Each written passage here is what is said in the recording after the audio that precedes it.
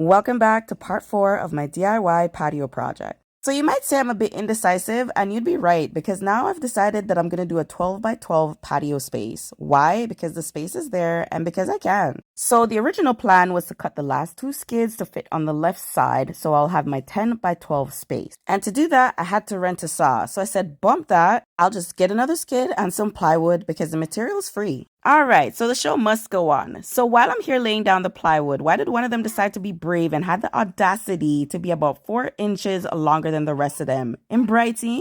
So at this point, it looked like I had to go rent that saw. So I decided to continue nailing down the other plywoods while I try to figure out how I'm going to get rid of this overhang. See, this is how I know God don't play about me, because he conked me on my head and said, girl, remember when you were trying to get into woodwork and you bought that scroll saw about 4 years ago that's probably still sitting in your garage? Yeah, go find it. And that I did. But your girl was a bit nervous and hesitant because I have no clue what I was doing. But I went to YouTube University for a good minute and I think I figured it out. So here we go, me using the scroll saw for the first time, not knowing what the hell's gonna happen.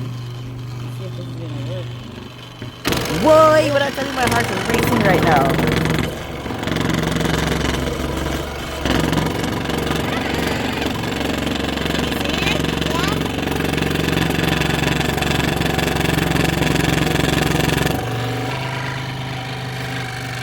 Holy shit.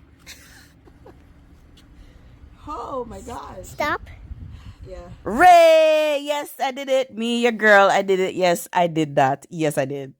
Okay, so now that we figured out how to do a 1-2 cut, I started making these little horizontal lines on it because the scroll has a backing. I can't pull the plywood all the way through, and this shit is heavy. So now I just maneuver the scroll saw to take a few inches off at a time. And there she is, guys. I got her done without having to pay an extra cent. Thank you guys so much for watching. I think I hear my baby crying, so see you in the next episode.